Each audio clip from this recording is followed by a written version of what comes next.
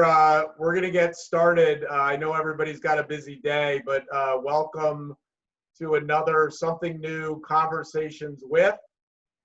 So this is a series that we've been putting on now for a while. Our last guest was Jesse Itzler, who was phenomenal, and he is a tough act to follow, but we chose very wisely with a legendary Navy SEAL, Jay Redman. So we're very, very excited to have this conversation today. We also have a big announcement at the end, so don't leave early. Otherwise, you're not going to find out what the big announcement is. So all of these conversations with this whole series, it's all about having an intimate kind of, one-on-one conversation with legends.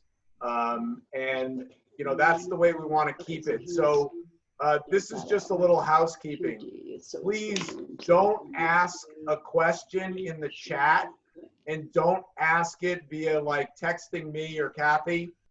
We want you to have dialogue directly with Jay. So if you have a question, you can just say in the chat, like, I've got a question, or just raise your hand, jump in. So we want to make this very interactive. That's kind of been the beauty of these small invite-only gatherings, is we're able to really have that unusual setting. So before we get started, I wanted to give a shout out to a very, very, very good friend, Linda McGuigan. So Linda is a very dear friend. Oh, there she is. Hey, Scott. So I would not likely know, I would know of Jay, but I wouldn't know Jay personally and as a friend if it were not for Linda. So Linda, I appreciate all that while ago, you bridging that introduction to such an amazing person. Who's become a really good friend and somebody that I have tremendous admiration for. So thank you, Linda. So Linda calls me 15 minutes before. She's like, I'm actually going to be in Jay's office. So I'm going to turn this over because nobody really wants to listen to me. I wanted to let's talk about heroes, because this gets thrown around a lot. I hear hero thrown around a lot. So I wanted to read you guys, this is the definition, dictionary definition of hero. A mythological or legendary figure, often of divine descent, endowed with great strength or ability. An illustrious warrior. A person admired for achievements and noble qualities, or someone who shows great courage. So rarely, that term gets thrown around a lot. Rarely is that somebody hitting a ball or catching a ball, yet we consistently hear it attached to things that, to me, are not really heroic. We are incredibly blessed to have some amazing heroes on the call today. So John and April and Jason, you guys that served our country, and Sean, I think I said Sean. First of all, thank you for your service, and thank you for being true heroes. Jay Redman is a true red, white, and blue American hero. So I'm going to give you like a 2-second bio, and because I think most of you know Jay's story. 21 years as a Navy SEAL. Severely wounded in 2007. He retired from active duty in 2013. Won a Bronze Star, Medal of Valor, Purple Heart. He's a speaker now. He's a CEO. He is a New York Times best-selling author, which I think many of us are authors, but we can't make that claim. So his first book is The Trident. Pick this up. My wife devoured this book and absolutely loved it. I think she might have loved Erica as much as she loves Jason. And his second book is a phenomenal book called Overcome, and we're going to talk a little bit more about that today. You also may know Jason from this note that he left on the door of his hospital in Bethesda when he was recovering all those years ago. So, you know, I'm incredibly honored and blessed to have Jason on this call. And Jay, happy anniversary to you and Erica. I'm super happy to hear that Karma, your dog, is on the mend. That's awesome news. So thank you for joining us. We're kind of in uncertain and scary times. So everybody on this call is a leader. If you're not a leader necessarily in your business by title, you still are a leader, or you're a leader at home, or you're a leader in your community. So we're all leaders, and I think these are very uncertain times. So, you know, Jay, your story of overcoming adversity and resiliency, I think it's tailor-made kind of for the times that we're living in. So I'm incredibly excited to hear you tell a little bit about your story, and then hear the feedback from the folks on the call and the questions and the interactions. So I'm going to turn it over to you, Jay. But again, thank you. I'm completely honored to have you on the call. Scott, my honor. Thank you for making me feel really awkward. I am not a fan of the word hero. I mean, I am. There's a lot out there. I did my job and thankfully had some unique opportunities that came about it afterwards. Jason, I was trying to get your attention and was like holding your book up for everyone, but you really weren't paying attention. Like, yeah. I'm like dancing around with it and everybody's like, what is he doing? So, but you were in La La Land. So big shout out to you. I just happen to have this sitting right here on my desk. You're the man. And yeah, the long-haired Admiral and I just celebrated 19 years. We've been together 21, and we have been through, we have defied the odds. Special operations and the SEAL teams in general have a 90% divorce rate, and somehow we're still married. And I am excited to announce that we are meeting with our writer next week, and we are starting to work on book number 3. Which is going to be a relationship book, how to overcome all the hardships and adversity all of us encounter in relationships. My wife and I, she's my partner in business, and she obviously is my best friend. So pretty excited. I think a lot of people will enjoy this book. So, and then, yeah, Scott, my dog, for those that don't know, my service dog was severely injured a few weeks ago. A freak accident, and I'm going to throw out a public service announcement. If you have a dog, don't throw sticks with your dog. I threw sticks for years and never thought twice about it. And the vet actually said that this actually is not a totally uncommon accident, but the stick tumbled and my service dog, Karma, who's a German Shepherd, lunged at the stick as it tumbled, and it caught the ground as he came down on top of it. And it literally impaled him in the mouth. It went under his tongue, it punched through the back of his throat, and about 6 inches of the stick embedded inside his mouth and the back of his throat. We had to have emergency surgery, and he's incredibly lucky that it didn't, it missed his carotid artery, it missed his esophagus, and he's going to make full recovery. He's actually, the long-haired Admiral's got him at the vet right now for his follow-up to get his stitches out. So I guess he wanted to be like Dad.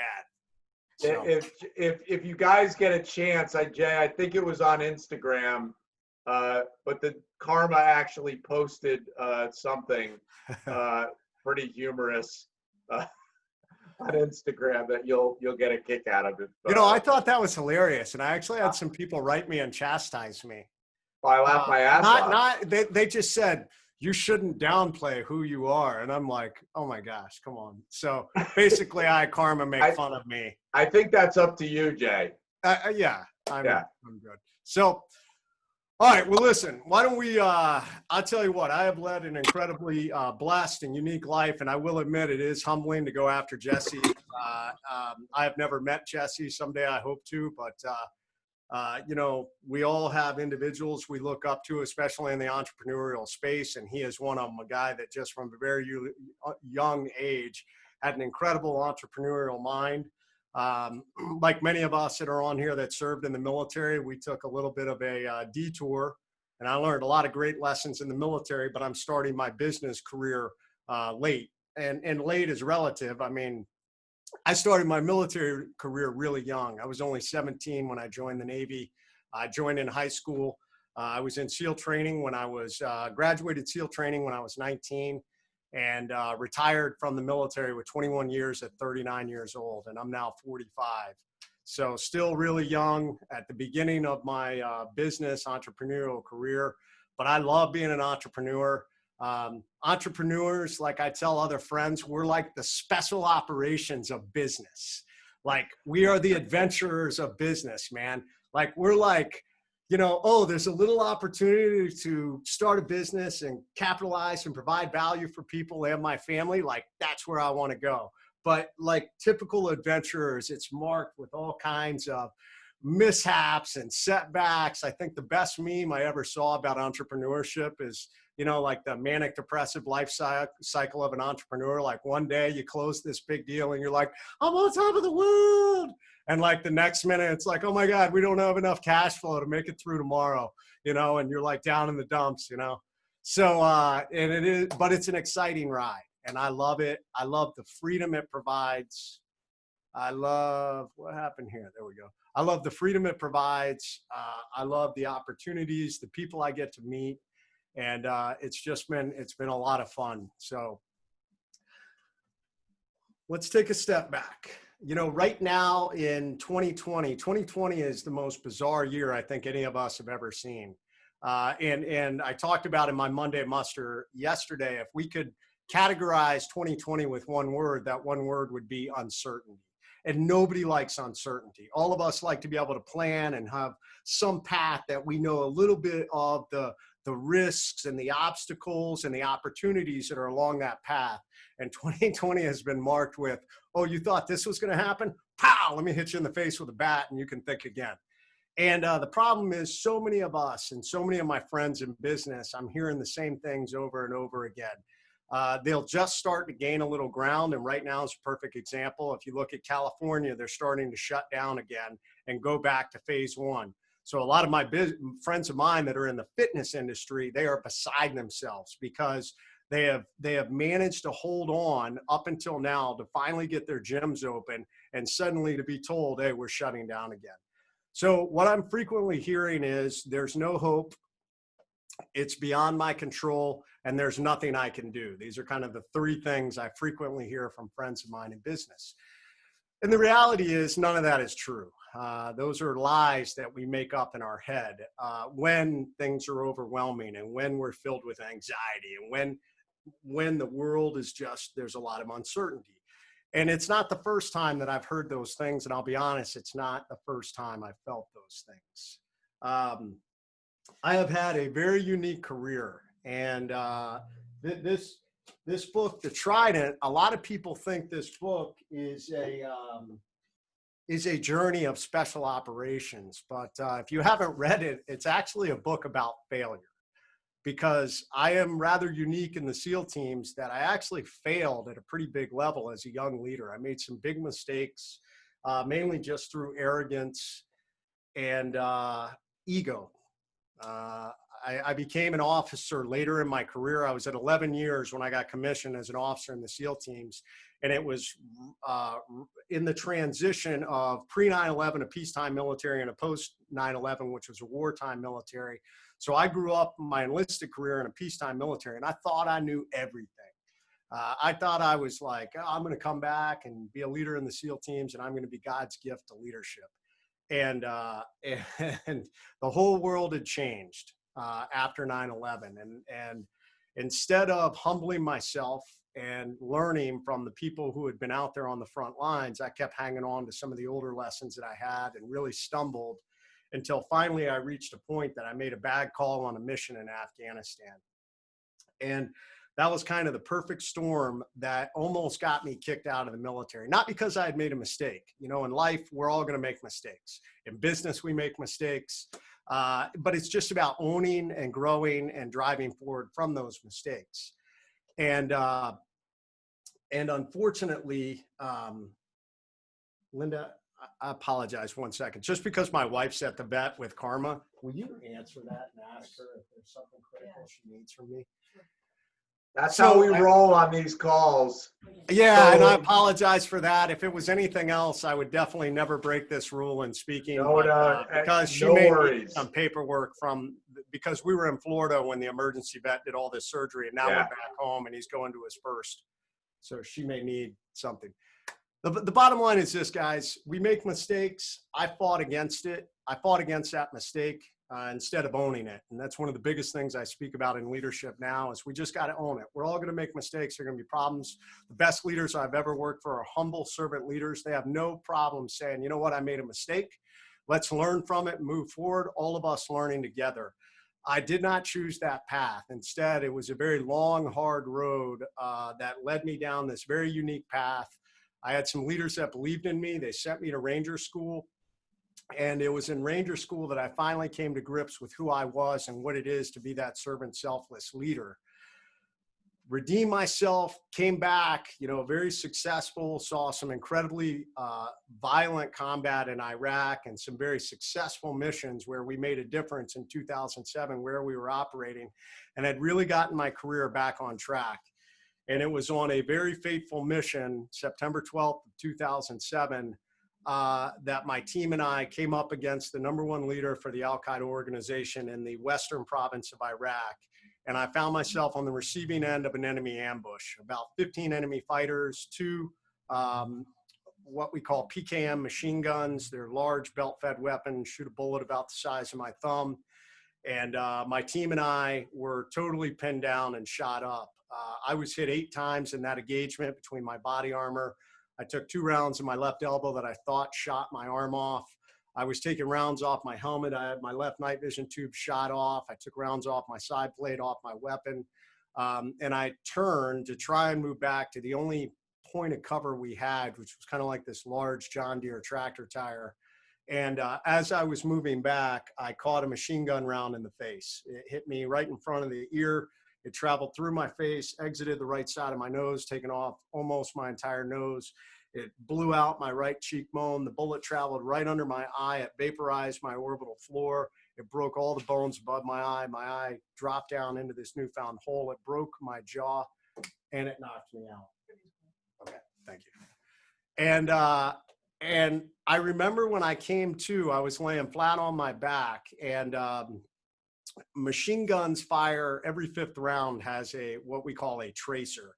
If you've ever watched movies where it looks like laser beams are traveling through the air as they shoot, that's actually tracer fire. The bullet actually has phosphorus that's put in with the gunpowder, and machine gunners use those 5th rounds to basically dial in their gun where they want to shoot.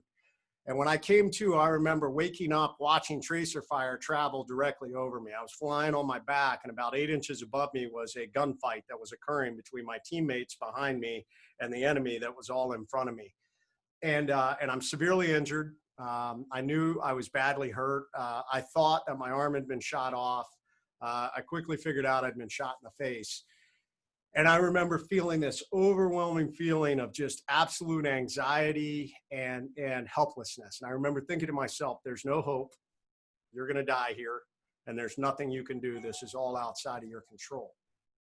And I took a step back and said to myself, well, is that really true? You know, in any of these situations we encounter in life, whether it's in business, whether it's within our family, whether it's in an actual crisis, maybe it's our health. Oftentimes when we're presented with absolutely overwhelming information, especially information that has uncertainty associated with it, there's a natural tendency for the mind to go to the automatic worst place. Oh my God, this is going to be the outcome, even though we don't know that. I've met some friends that have been diagnosed with cancer, and their immediate thought is, I'm going to die. Well, that's not necessarily true. You don't know that. Nor did I know I was going to die in that firefight. So instead, I went back to focus on what I could control. And I think that's one of the most critical things we can do in our life when we're faced with uncertainty and with overwhelming information. And that's absolutely what I focused on. And really, I couldn't control what was going on around me. I couldn't control the enemy. I really couldn't. My teammates were fighting and basically coordinating with the aircrafts up above and the medevac platform that was coming in. So I realized there was nothing I could do other than focus on myself. I just needed to stay awake to stay alive. I knew that that was the bottom line of how the biggest thing that I could do to contribute to my own success and to make it out of there alive. Stay awake to stay alive. And by focusing on that, that was really the one thing that I could control. And I could go into a lot of different things. I talk about this idea that all of us in life get stuck on the X. The X is the point of attack, the point of a crisis, the point of any incident. And the reality is everyone in life gets stuck on the X. In military jargon, the X is the point of an attack or the ambush. I was on the X. I was literally stuck on the X in the middle of that firefight. In business, we get on the X. Right now in 2020, so many of us are on the X. And the reality is you have to focus on what you can control, and you have to focus on how we get off the X and drive forward. And I actually have developed a methodology called the REACT methodology to do that. I don't want to get into that because I really want to give you guys, I think, one of the most critical things that we have when you're in a situation like this. And it took a few days before I got hit in the face with this reality. My teammates saved me. We ended up calling in we literally called fire directly in on our position. Jason definitely recognizes the term called danger close fire missions. Danger close is a military term, meaning we're calling munitions from an aircraft above so close that we are in the explosion range of that ordnance, that literally it can kill you. You know, bullets and bombs and things that we call down from the sky, when they blow up, there's a fragmentation radius of metal and gas and explosions that go out. And we always want to try and be outside of that ring. As a matter of fact, most aircraft will not drop munitions if you are inside that danger close parameter. We ended up calling, my team leader ended up calling in 3 of those missions. And finally, the aircraft denied the first 2 and said, there's no way, you guys are so close, we'll kill you. But finally on the 3rd, I was unconscious at the time. They thought I was dead. We had 2 other teammates that were severely injured. And they said, hey, look, if you don't bring this in, there's nobody going to be left. This firefight lasted about 40 minutes. So this was probably 30 minutes into this gunfight. So we called fire directly on our position. And I'll be honest, I'll never forget. I was conscious when my team leader called out to me, you know, hey, we got incoming rounds.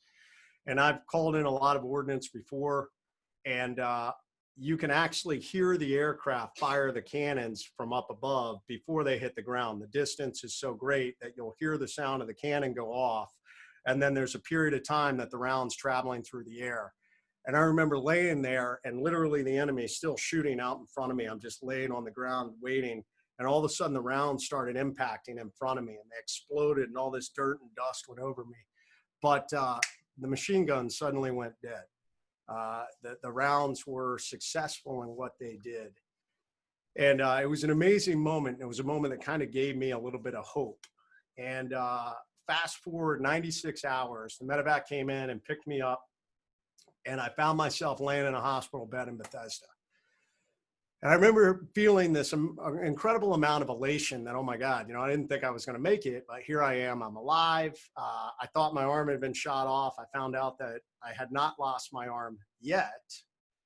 And instead I'm laying in a hospital bed, and I'm being inundated with information from all these doctors and nurses, a whole team of them. I had orthopedic doctors. I'm wired shut. I was trached. What was left of my nose, I had tubes coming out of it. I had a stomach tube that they were feeding me from. I'm in the ICU, so I've got, you know, all these chirps and beeps. And I remember the different doctors telling me different things. And one of the biggest things I will definitely remember in the beginning was the orthopedic surgeon telling me, we're probably going to have to amputate your arm. At the time, I had no use of my left hand. My nerves were all damaged, so there was no use of my left hand. They told me my elbow had been effectively destroyed, and they didn't think they were going to be able to save my arm. They also told me, obviously, trach, wired shut. I had not seen a picture of myself, and I was terrified to see a picture of myself. And all I could think to myself is, hey, your military special operations career is over. You are going to be forever disabled, and you're going to be permanently disfigured. And I remember just sitting there, and I felt like I was back on that X in that gunfight. I remember thinking to myself, oh my God, this is all beyond my control. There's nothing I can do. And right about this time, I had a couple of people that were in the room that had come in to visit before the doctors came.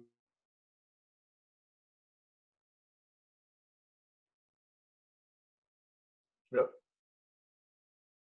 Kay froze.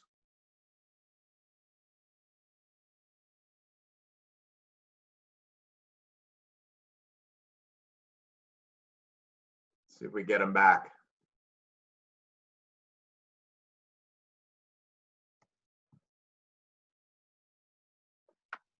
I'm going to text Linda. Okay.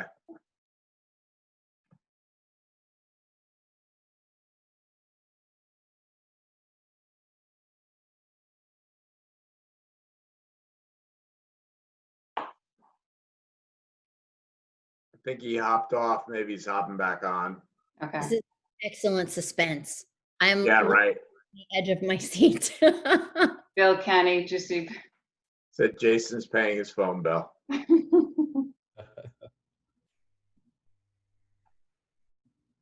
that was suspenseful. I mean, I'm literally like, I've got chill bumps, and I'm like, I don't even have words for that. It's Yeah, the He books is are closing out and coming back in, she said. okay. The books are on, but if you guys haven't read the books, and absolutely, Jason Van Camp's book, Deliberate Discomfort, those 3 books, like those are must-haves. Go to Amazon, pick those up. They're game changers.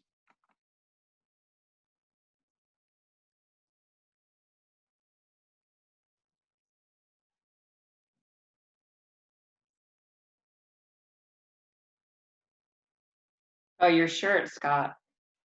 What's that? Your shirt. Oh yeah, pick up one of these. So this is Jason's No Bad Days, and this is his skull from all his injuries.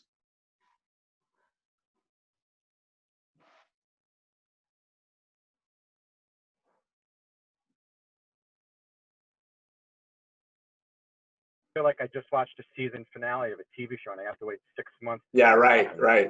Well, tune in August. We'll let you know what happened. Who shot JR? that's the special announcement. Yeah, that's it. That's the special announcement.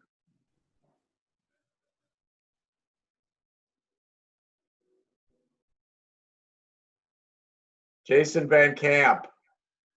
I don't know if you can come on camera. You tell us the story you were telling me earlier about your friend, the Marine. Yeah, no problem. And I echo your comments with Jason's story, man. This is awesome stuff. Really powerful. Makes you think, and can't wait for him to jump back on. I posted on LinkedIn quite a bit, and I posted this leadership lesson maybe 3 weeks ago. Maybe it's been a month. And LinkedIn immediately took it down and banned me for a couple of days. And it was a post about my buddy Brian Meyer, and he's a Marine. He's a triple amputee, and I met him maybe 4 years ago. And during the course of our friendship, he showed me a picture, really powerful picture, about when he got blown up in Afghanistan. And I'll show you guys that picture now. I was telling Scott earlier, I think it deserves to be in the Met. Here you go. So this is right after he just lost both his hands and his leg. That's right. So this is just a minute or two after Brian. He's a bomb technician, and he went to go defuse a bomb, and the bomb unfortunately blew up on him. And he lost his right leg. He lost both of his hands and some of his arm, and actually lost his right arm and most of his left hand. He has 2 fingers left on his left hand. So he's showing me this picture, and I'm just looking at it, just fascinated by it, just studying it. You know, it's real, it's authentic, it's powerful, and I just couldn't help but notice him smiling, you know, through the blood. And I just asked him, I'm like, hey man, like, were you delirious? Like, what were you thinking? What was going through your mind? Are you smiling? And it's like, yeah, I was smiling. I was telling my guys, my team, some jokes. And I was kind of like, you know, I know the military, us military guys, we typically have a dark sense of humor. But I think that was, for me at the time, a little overboard. And I was like, well, what were you joking about? Like, what were you doing? And he said, remember that movie, Talladega Nights, with Ricky Bobby and Will Ferrell was in it? And I'm like, yeah, I remember that movie. He's like, remember when Will Ferrell was like, you know, doing that interview, and he said, I don't know what to do with my hands, and his hands kept, you know, rising up and everything. And I was like, yeah, I remember that. And he said, well, we had just kind of watched that movie as a team, and I was trying to make my guys laugh because they had a job to do. There were plenty more bombs to defuse, and I didn't want them to be shook up by what happened to me. You know, I wanted them to focus on the job, on the mission. And I just thought that was powerful, incredible leadership lesson, because here Brian is in the most catastrophic situation of his life, where he just lost his leg and both of his hands, both of his arms. And instead of thinking about himself, he's thinking about the guys to his left and to his right. He's thinking about his team. He was the leader of that team, and he was concerned with their welfare and their mental state more than he was about his own situation.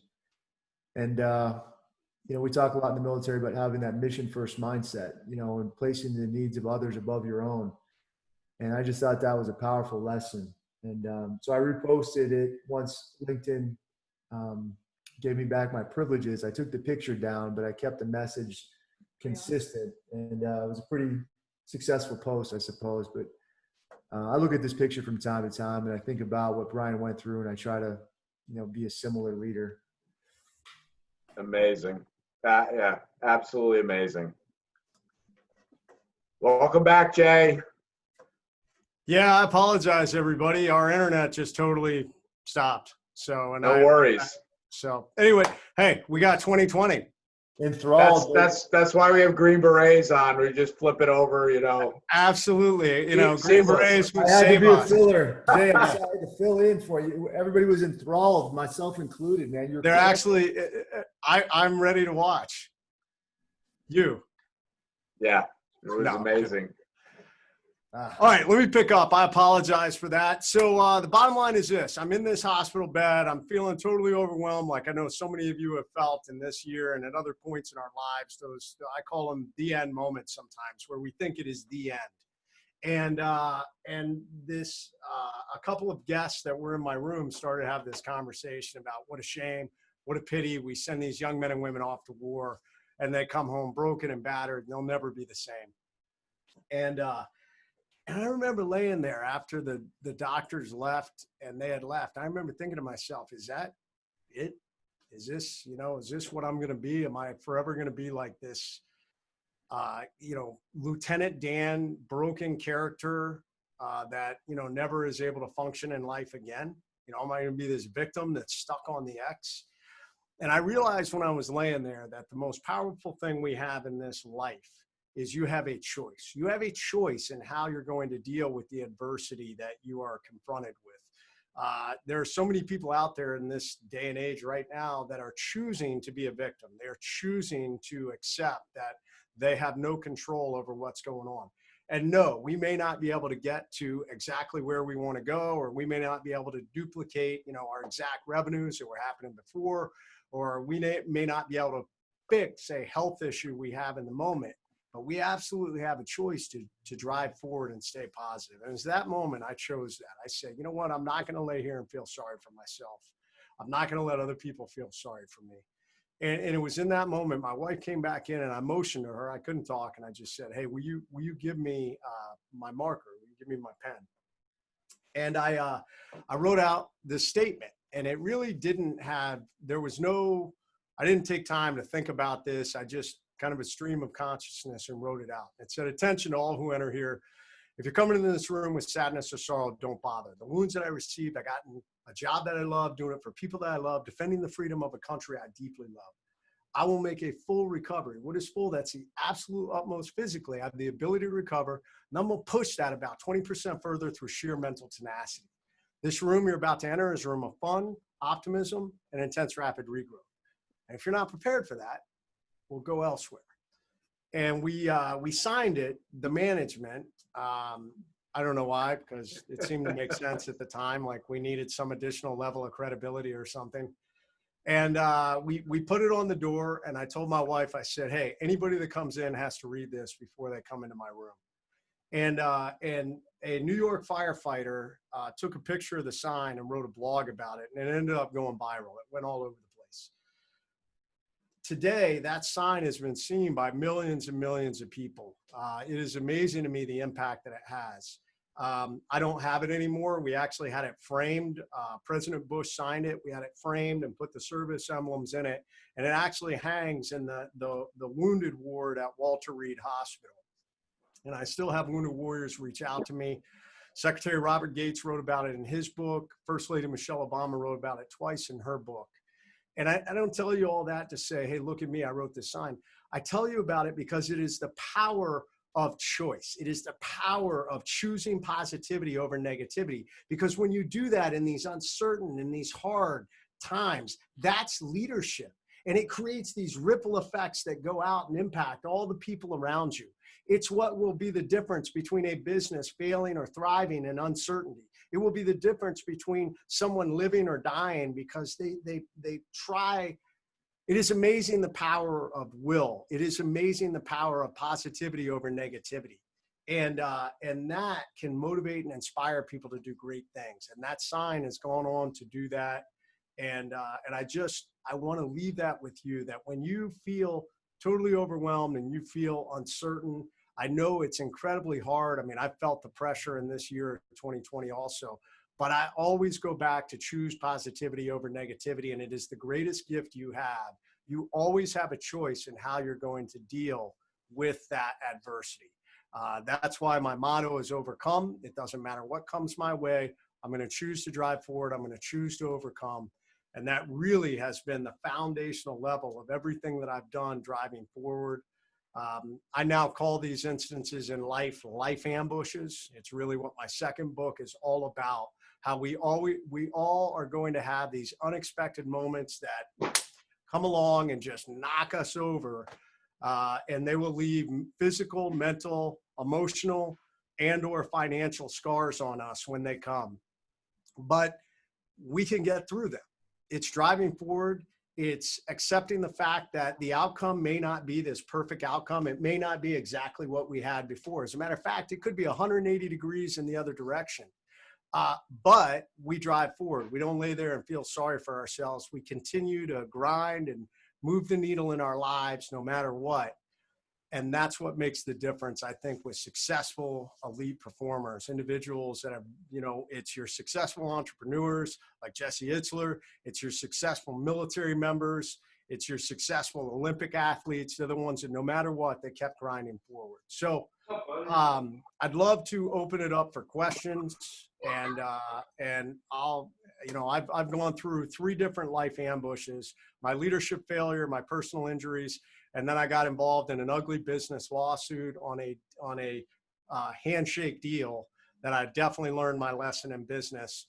Never do handshake deals because, memories get flawed as the years go by. So, all right, I'd love to open it up for questions. Phenomenal. So, if you've got a question, raise your hand or just say, I've got a question. We'll get you on with Jay. Jason Eckert. Hey, Eagles Jason, great fan. first name. Yikes. First and foremost, great first name. Really awesome story. I actually, sadly, recently had a friend just had a major fireworks accident.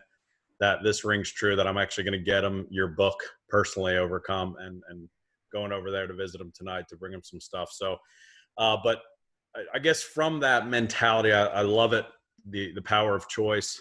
Where did that come from? So obviously you have your Navy SEAL background, everything. Is that something you had at a young age that kind of created that mindset, or was it something as you joined the Navy? Like where did that mindset come from your end? Jason, I mean, I do think that I think some of it is a little bit probably genetic, predisposed, although I'm not somebody that naturally always runs to the most uncomfortable things. I am not naturally a good leader, in my opinion. I feel I have to work at it, and I think I have to work. I'm naturally negative. I'll tell you that right now. When bad things happen, my first thought is to think of the worst case scenario. And as a leader, I have to be very careful because I don't want to voice that. You know, I want to be that positive message. You know what, guys, we got this. Here's what we're going to do, or here's what we can do. So I think it absolutely is learned behavior, and it's just conditioning your mind over time. When I was younger, I will say the one redeeming trait that I have, I don't even know if I'd call it a redeeming trait, but it is a driving trait, is if you tell me I can't do something, it makes me want to prove you wrong more than anything else. So, and oftentimes I've had a lot of people that have discounted me and said, you can't do this, even the doctors. And this is no knock on doctors, but I think doctors have a natural tendency to look at the worst case scenario that you possibly are going to encounter with your recovery, and they're going to tell you that. And I think the reason being, they don't want to set you up for disappointment, or they don't want to give you unrealistic expectations. I'll be honest with my doctors, that fueled my fire. When they managed to save my arm, they told me you're probably never going to be able to lift more than 35 to 50 pounds with this arm. And like, it became like my personal goal. I was like, I'm going to prove you wrong. You know, I'm going to disprove you, doc. And I did it. I deadlifted 365 pounds 4 times earlier this year. My goal is to get to 405, and then I'm going to stop.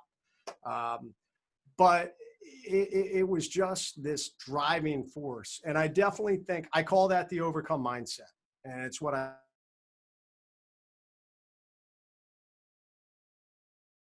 think anyone can build it.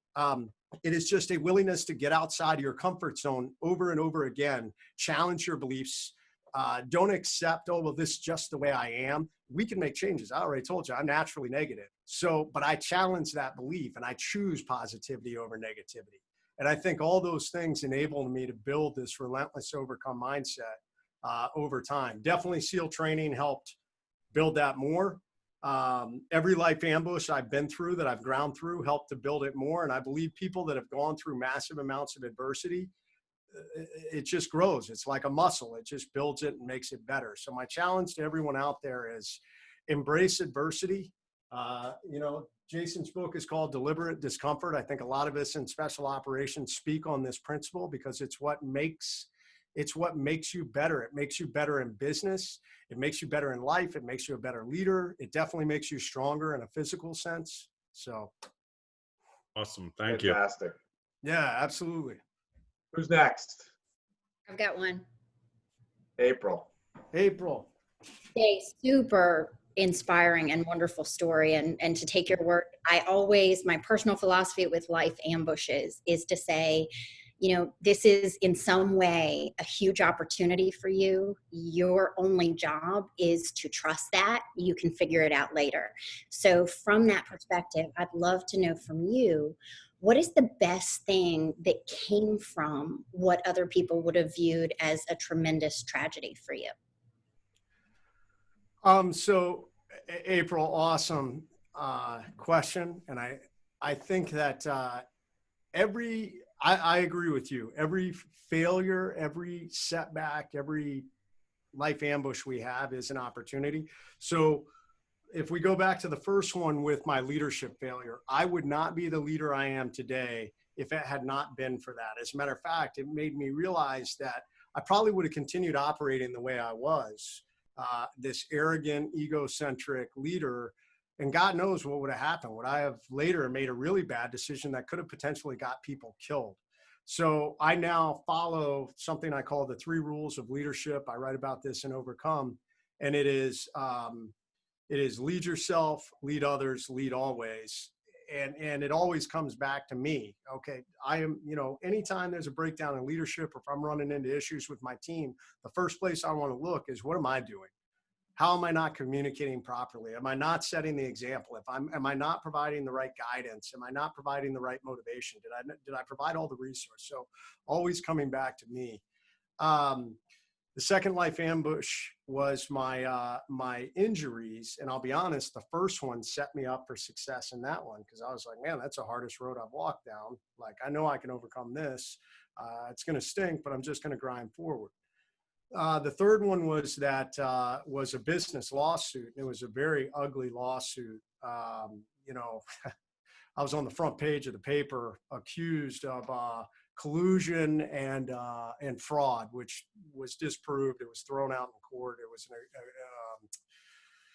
was I don't know what's the word I'm looking for, wrongful accusation. It doesn't matter though. In the state of Virginia, you can say whatever you want, and it's not slander if you believe it's true. But I had to disprove that, and that was really hard for me. I've never done anything like that. I would never do anything like that. That's not in my personality. But going through these other experiences built me. So what did these things teach me? Well, it taught me, okay, if I fail, now I know how to drive forward. That was lesson number 1. It taught me if I ever have a physical injury, and I think about, well, what happens someday if I get cancer? Well, you've been through it before. You're going to grind forward and you're going to figure it out. We don't know the outcome, but we know moving forward and getting off that X. On the business side, it taught me a lot about business. I got much smarter on contracts and sometimes, and you guys that have come from the military know, a lot of people in the military are like, hey man, we're military members, like a handshake should do. And I'm like, brother, I love you, man, but this protects you as much as it protects me.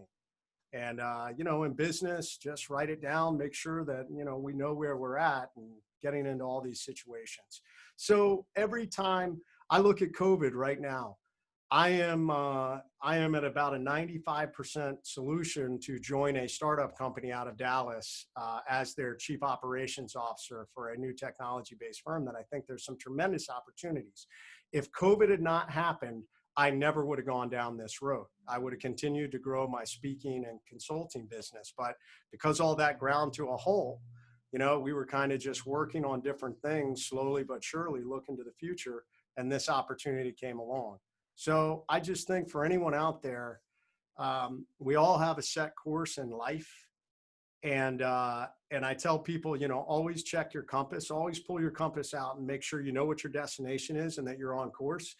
But sometimes you're going to come along and, your destination and your course is taking you straight through a reef. So why are you going to crash your ship on the rocks? At that point, you're going to have to change direction and go someplace else. You're going to have to figure out an alternative. And normally it's when these obstacles and crisis and adversity come along that you figure out, well, I'm going to have to take a new course. And it ends up being a better course than you ever would have gone down if that hadn't come along. Absolutely. Fantastic. Larry, I know you've got a question. Yeah. First off, Jason, that was amazing. Thank you for your service, your sacrifice, and all of the above. I firmly believe that discipline plus enthusiasm equals heaven on earth. And it sounds like you are, very disciplined. And I'm curious because the way I keep myself disciplined is through rituals. There are certain things that I do, or in moments when I have a negative thought, like you mentioned, and I like to call those, ants, like automatic negative thoughts, like boom, it just hits me and you get into a funk. Is there anything that you find that works for you that kind of gets you out of those funks, or allows you to find a better balance that you can keep that mentality moving forward? Yeah, it sounds like the entrepreneurial roller coaster, and I am guilty as anyone else of these. And this year in 2020, I think we've all felt them a lot more. So Larry, for me, I live by this motto of getting off the X, and I feel like the ambushes of the mind are probably the most dangerous. It's real easy to spiral down, especially if we're not making forward progress. I think anybody that's an entrepreneur is a goal-driven individual. We are all about accomplishing those goals. And sometimes when things get off course and we're not accomplishing them, then we lose our feeling of self-worth. And I don't know about you guys, I sometimes could have a bad habit if things get off to suddenly start throwing new things at the wall. Like, oh, I got to totally change something to make this work. And as I'm getting older in business, I'm going to recognize, hey, man, you stay the course. If there's not a reef in your way, keep going, follow that path. So for me, it's just, I go through, I teach something called the REACT methodology when you're on the X.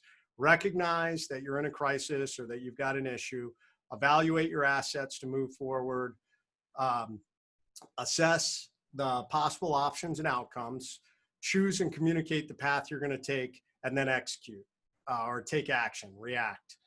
And I try and do that even when I get on the X in my mind. And I go through that process, and then oftentimes for me, it's just getting up and taking action and doing something else. So for me, sometimes it's just going and getting a workout in.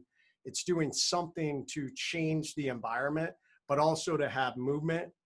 I like to talk about movement as life. I think when we start moving the body and the mind, and I'll have some of my most creative ideas typically when I'm working out, and I tend to break out of that funk when that happens. So one, I challenge, why am I on the X? Two, I tell myself I got to get off the X. I go through the REACT methodology. And three, I try and go do something to move my body and get out of that environment I'm in. Awesome. Thank you. Do we have any other questions? Sean, Colonel. Hi, You're on Stacey. mute.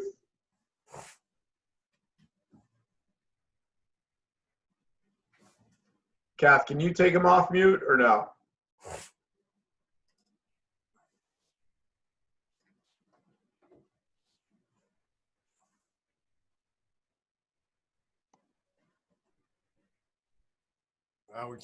We can't hear you. Question? Yeah, let's we'll go to Stacy. Well, hi, Stacy. Hey, Jason, how are you? Nice to see you. I'm good. I'm a business psychologist, and I work with entrepreneurs and business owners and those folks. I'm wondering what it's like to be in business with your wife. You know what? My wife and I are, I tell you what, and one of the fun things about this relationship book and is I don't think my wife and I could have been better matched. Although in the beginning, there were some differences.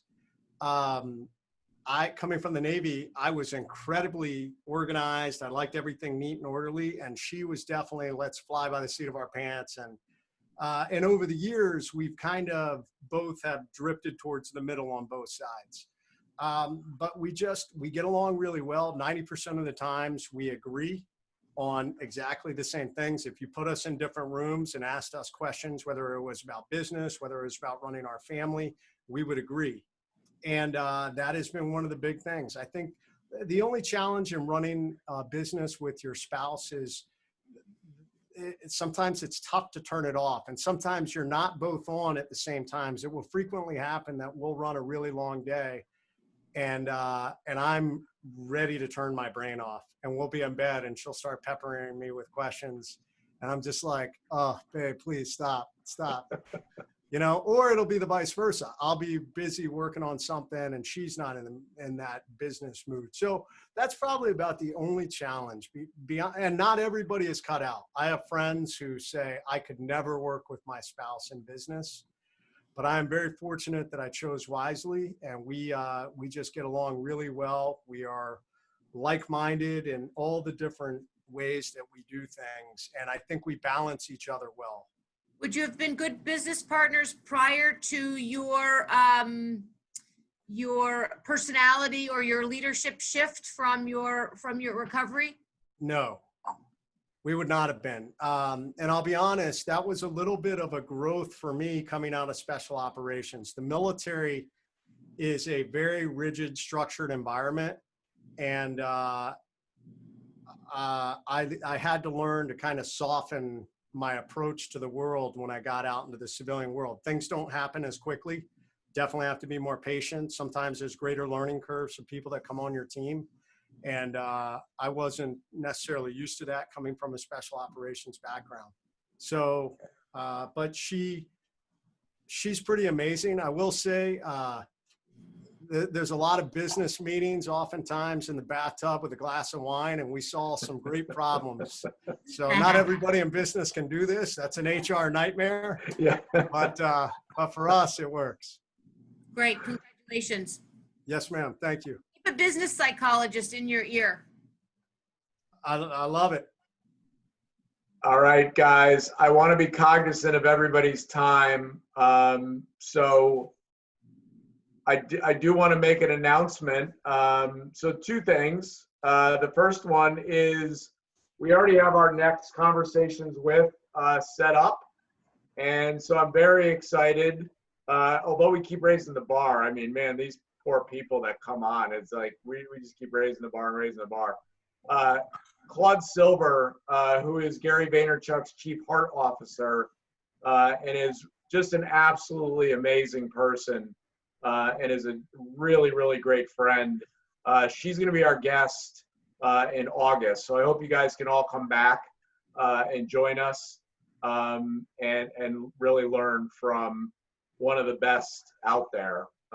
Claude Silver, if you don't follow her, I'd highly recommend that you follow her. She's amazing. So the big announcement is, you guys all know my company is Something New. We're in the talent strategy business. When I started the company almost 6 years ago, the most important thing to me was to create an organization that in our DNA, giving back was the most important component of our business, and what would propel us forward in terms of being aggressive to grow the business was the knowledge that the ring and the ripple that we could make would be even greater. So that's been an important component. When I started the business, I thought, what are my assets? It certainly was not my bank account. So I'm like, well, I want to give back. I can't really stroke a gigantic check to anybody. So what am I going to do?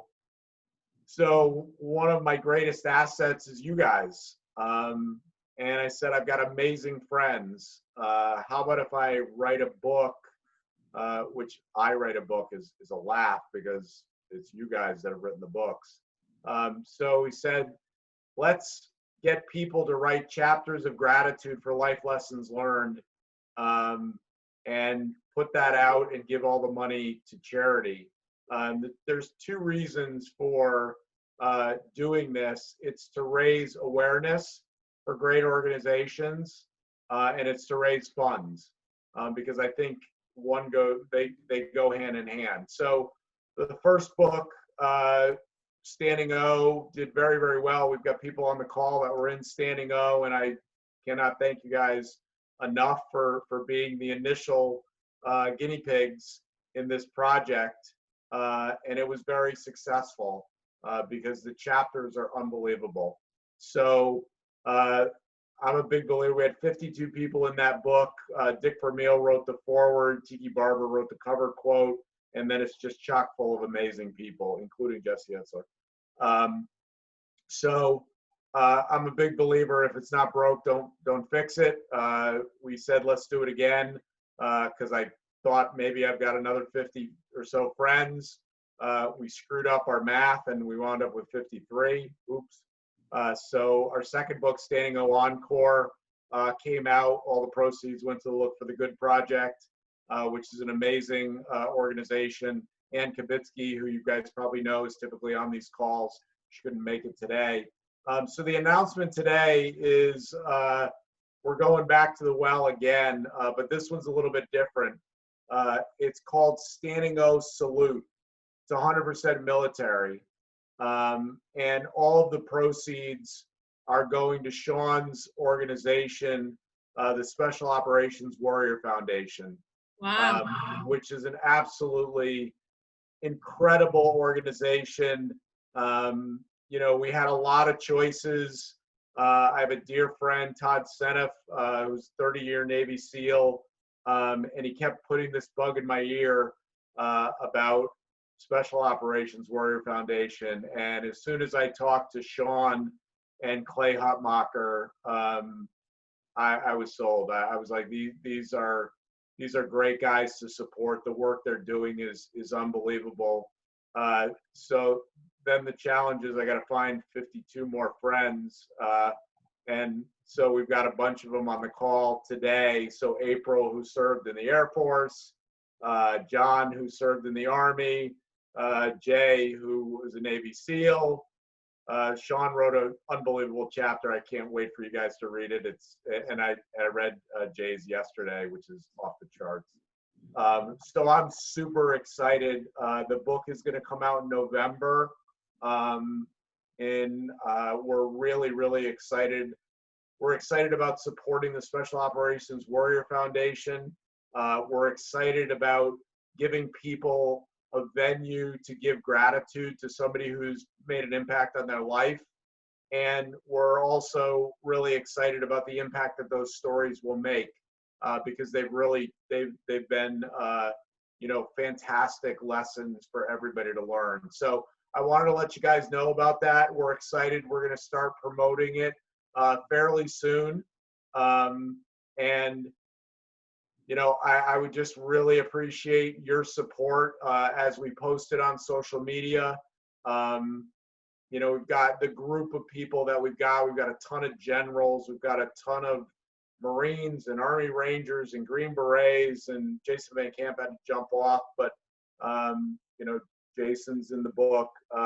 So we're just really grateful. We're really excited. I appreciate everybody who's been involved in now what we call Standing O Nation.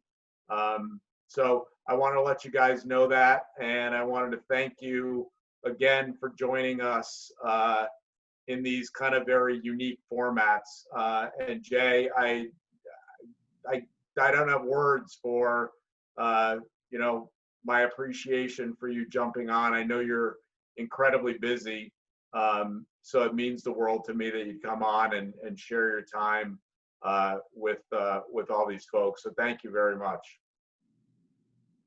Thank you My very honor. My honor. Yeah. Thank you guys. I know we're all on that journey. I'm learning every day in the entrepreneurial space. So I feel like I'm a new guy in business special operations now. Right. So let's, you know, keep supporting each other. I'd love to see, you know, I've started to see people in this community. They're on each other's podcasts. They're collaborating about books. They're collaborating on business deals. Ron Rosansky and John McCaskill have done some joint stuff together. It's just so cool to see that happen and see the synergy. So I appreciate you guys more than you could possibly imagine. I mean, that's what gets me jumping out of bed in the morning is how do we build this community? How do we support each other? And how do we do it in kind of a unique way? So thank you guys. I hope everybody has a terrific rest of the day.